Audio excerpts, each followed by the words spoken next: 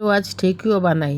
3 কৌটো আটা নিয়েছি, একটু লবণ দিলাম প্রথমে, পরিমাণ মতো তোমরা যেরকম খাও। তারপর ঘি গরম করে রেখেছি বাটিতে, 3 চামচের মতন ঘি দিলাম। বড় চামচ, চা চামচের 3 চামচ ঘি দিলাম।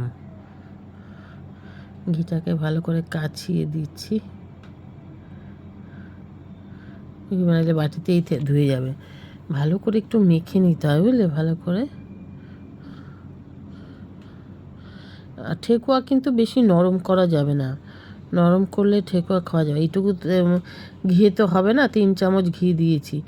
এবার এর মধ্যে আরও সব জিনিস দেবো। তেল দেবো না, তেল দিলে হবে না, কারণ জমবে না ভালো করে জিনিসটা। খুব মজা হয় খেতে ঠেকুয়া, ঘরে থাকলে খিদে পেলে তুমি খেতে পারো। তেল দিয়ে দিচ্ছি, রিফাইন তেল দেবে। তেলটা একটু বেশি হলেই ভালো হয়, মানে বেশ খাস্তা হয় খেতে। তাহলে তেল দিলাম, তেল দিয়ে না দলা দলা পেকে যাবে দেখবে। তারপর সামান্য জল দেবো, তাহলে তো সব ঠেকুয়াগুলো সুন্দর হয়ে যাবে। তেল দিয়ে ভালো করে ঠেসে নিচ্ছি। ময়দা মেলানো যেত, আমি মেলাইনি। একজন আবার আমাদের বাড়িতে ময়দা খেতে চায় না, তাই ময়দা দেইনি, আটা দিয়েই করলাম। এইভাবে ভালো করে মেখে নেবে। দেখো এখনই মনে হচ্ছে দলা হয়ে গেছে না, একটু জল দেবো, সুন্দর হয়ে যাবে। আরও সব দেবো। দেখো সমস্ত কিছু রেডি আছে, আমি তোমাদের এক এক করে দেখাচ্ছি আর দিচ্ছি। ভালো করে আগে এই মাখাটাই সবচেয়ে মেন। চিনি দিলাম, 3 কৌটো চিনি দাও, কারণ একটু মিষ্টি না হলে না ঠেকুয়া খেতে ভালো লাগবে না। এই মেজারমেন্ট কাপে 3 কাপ চিনি দিলাম, 3 কাপ চিনি দিলাম। একটু মিলিয়ে নিচ্ছি। এবার দেখো কাজু গুঁড়ো করে রেখেছি আমি, দেখো কাজু বাদামটা গুঁড়ো দিয়ে দিলাম।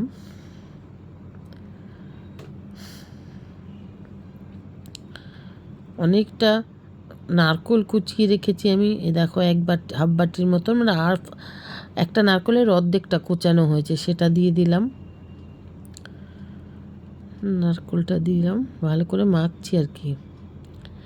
সব দেওয়া হয়ে গেলে তারপরে দেব জল। এবার কিশমিশ দিলাম। কিশমিশগুলো একটু কেটে দিলে ভালো হতো, কিন্তু রেডি হয়ে গেছে সব জিনিস। এখন কিশমিশ কাটতে অনেক সময় লাগে, তাই কাটলাম না।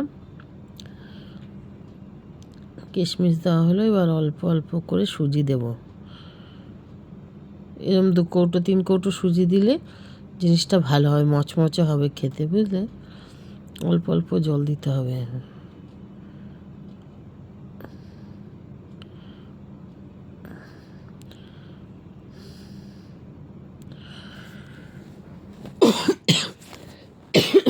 জল দিয়ে খুব ভালো করে এটাকে বেশ দলা পেকে যাবে, এরকম মাখছি। মেখে দেখো তৈরি করছি কীরকমভাবে।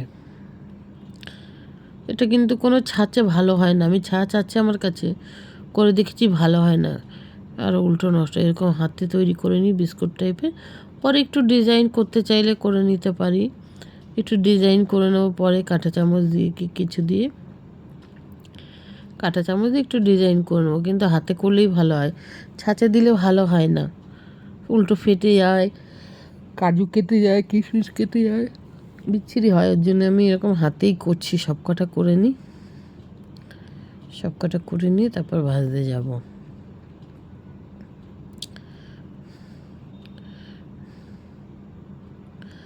সুন্দর করে চ্যাপটা চ্যাপটা করে করবে, ঘরে কৌটো ভরে রেখে দেবে। করে খিদে পেলে একটা খেয়ে জল খাবে, দেখবে পেট ভরে গেছে।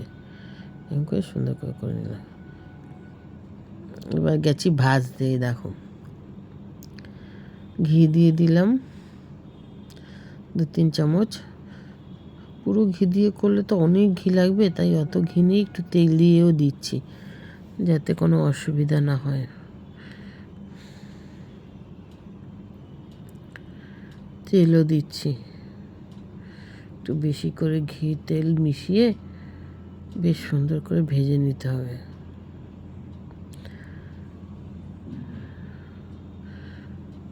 এবার ছেড়ে দেবো। তেলটা গরম হয়ে গেছে।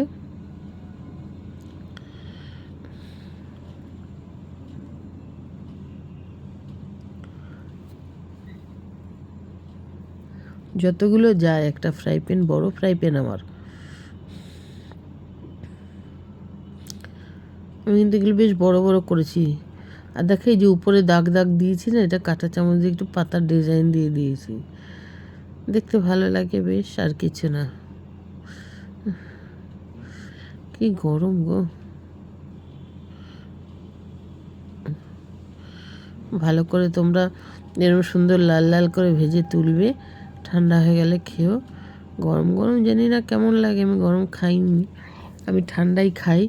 খুব ভালো লাগে কিন্তু ঠেকুয়া, কারণ এখন ওই নানান রকম মিষ্টি খাবার করে রাখছি। কে কখন চলে আসে আত্মীয় স্বজন, সবাইকে একটু দেওয়া যায়। মিষ্টি কিনে আনাচ্ছে, এইভাবে করে রাখা ঘরে ভালো, নিজেরও কাজে লাগে, কি বলো?